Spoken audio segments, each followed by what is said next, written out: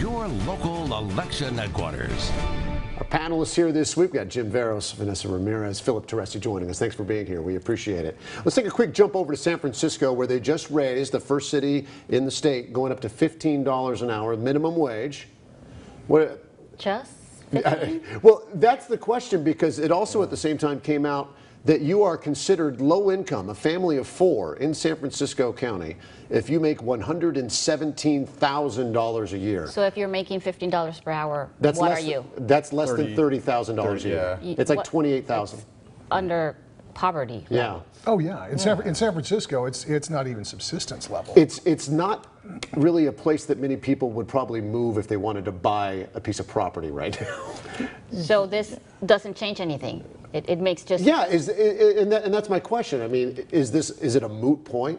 Should it be $25 an hour in San Francisco? And I say that joking and also not joking at the same time. Yeah, at a certain point, it's got to stop. You know what I mean? Like, I know Phil and I were talking about this earlier, and it was, at a certain point, how overinflated are the prices in the Bay Area, and then how does that trickle down into other areas? Because obviously we are the same state, and we are the 5th largest economy in the world. Mm-hmm. But does the cost of living in San Francisco slowly but surely trickle down into the Central Valley? $15 an hour in San Francisco is a lot different than $15 an hour in Fresno, and that is different than some other smaller areas in California. So the trickle-down effect, I think, has a lot of people worried, especially business owners. And that was always the question, and that I would ask people, and also the concern that people who were against this $15 an hour kind of a one-stop shop for all of California is that the inland parts of California are so different economically from the coastal areas. Does it make sense to have the same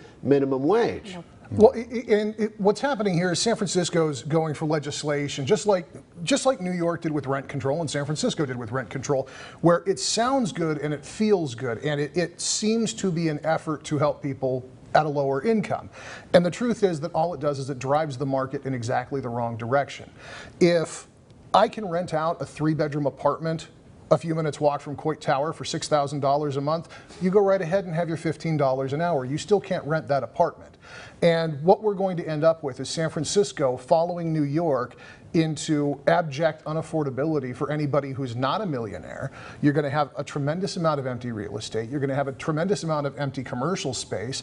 The city suffers tax revenue losses, which means that the actual maintenance of the city declines, which means that all these programs for the people who are now making that $15 an hour minimum wage don't exist. And so I think that unfortunately the city is a victim of Silicon Valley's success. Sure. No, I mean that really is it in a nutshell. And at the same time, Vanessa, I'm sure that we all know somebody who had a chance to move to San Francisco and take a job and had to turn it down simply because the numbers didn't make sense for them. Or they go and they come back because they just can simply afford it. I mean, $15 is... Yeah.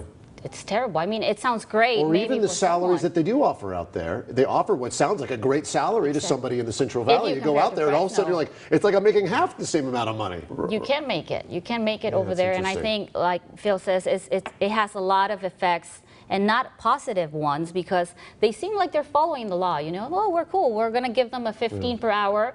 But at the end, it's not good for anybody. A quick reaction to this thing I saw at the National Review, where they said 47% of people polled, 47, below 50% for the first time, said that they are not extremely proud of their American citizenship. Key word, extremely proud. Maybe they're still proud, They're still proud, but not extremely. Less so. I mean, they said that's the first time that's ever happened. Yeah, that kind of hits me a little hard on that one. Obviously, being around 4th of July, I know we were talking about fireworks and whatnot, but to say that you're not extremely proud of living here, either you haven't gone out of the United States, or there's something really, really wrong with how we get our news and how we think and how we talk to other folks. I think things have gotten so polarized and so nasty that you can't even have a conversation. And I think everyone goes to their corners and they just stay angry, and they blame the United States for their anger. That you're judging the country based on whoever's in charge or the leaders that you see, rather than the country, the fabric of it itself. Well, and I'm always a little suspect of these polls. I mean, I saw one that came out Tuesday that said that the #1 most popular Mexican restaurant in the United States was Taco Bell. Yeah, no. And when I'm heading for the border. Yeah, right. when I see something like that, I've got to laugh because obviously there's something wrong with the polling. So when I see less than 47% of Americans. Poor Vanessa. I am so sorry.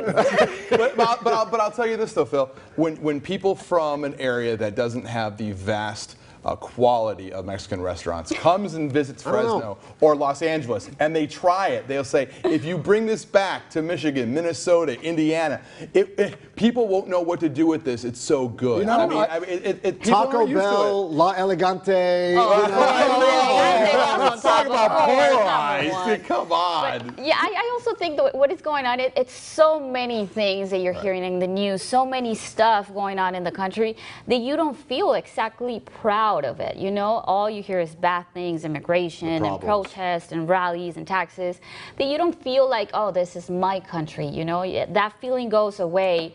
I think in the amount of problems or issues that we're facing, the more you have, the less proud American you feel. I think because we're not seeing as many solutions these days, too. We're a country that focuses on problems and getting mad about those problems and not about fixing them. And yes, fixing problems happens, but that's not what we like to focus on so many times. And I think we also focus on the protesting also. I mean, think about just since President Trump has taken in office, how many causes have there been walkouts and protesting? Well, you know, we had the Me Too movement, we had after the school shootings, and did we fix those problems? No, no, we haven't fixed those problems. We like protesting. Solutions. We like being angry, and we go to the next issue. If it's ICE, what's going to be the next one? We don't fix it. We're just constantly angry. I think we like Phil, what were you going to add? Well, I think that part of the problem here, and I think Jim hit on it when he's talking about the Me Too movement and the Families Belong Together rallies, and you have all of these protests, and every 2 weeks there's something new going on, and all of it's driven by social media. Yeah. If you take 2 weeks and get off of social media, get away from Facebook, get away from Twitter, just watch the news on television, read a newspaper. And talk to people face to face. Listen to the radio and talk to actual human beings. America is all of a sudden a very rosy place with a lot of opportunity that has some problems, but that is still a great country. And I think that this echo chamber that we built for ourselves with people seeking clicks, even individuals seeking clicks on social media over good communication, hurts that image. And we're not learning anymore. We're trying to prove people wrong. Yes. You know what I mean? Yeah. We're just trying to win the We're trying to win. I think it's a matter of people liking to raise their voices. I want to be heard. I just want to say something's wrong and I don't like it and I just want to go out in the street. Which, by the way, Vanessa in the newsroom, that's all she does. She just starts yelling. I walk by her desk, she yells at me all That's because the World Cup's on. All right, finally, all right, we got like a minute. I'm taking you through the 12 props that just got put on that November ballot, statewide propositions. Aside from the gas tax repeal, what are you guys going to be watching? I really want to see if we're going to be chopping the state up into 3. Not because I actually think it's going to, I don't think it's going to pass, but it's almost like one of those Jesse Ventura conspiracy theories. You know it's BS, and you know that it's not going to pass, but you want to get it to where, like, a month out from the election, like the polling data is getting close enough that the establishment starts really freaking out. And what kind of commercials can you put out that so don't leave, stay, all the plants will die? Like you have, I want that to happen. I'm actually getting the rap right now, but I'll be looking after that daylight saving one. I want to see. Congress still would have to approve it, by the way, so we'll see what happens. Hey guys, thanks so much for being here. Thank you. Had a great time. After the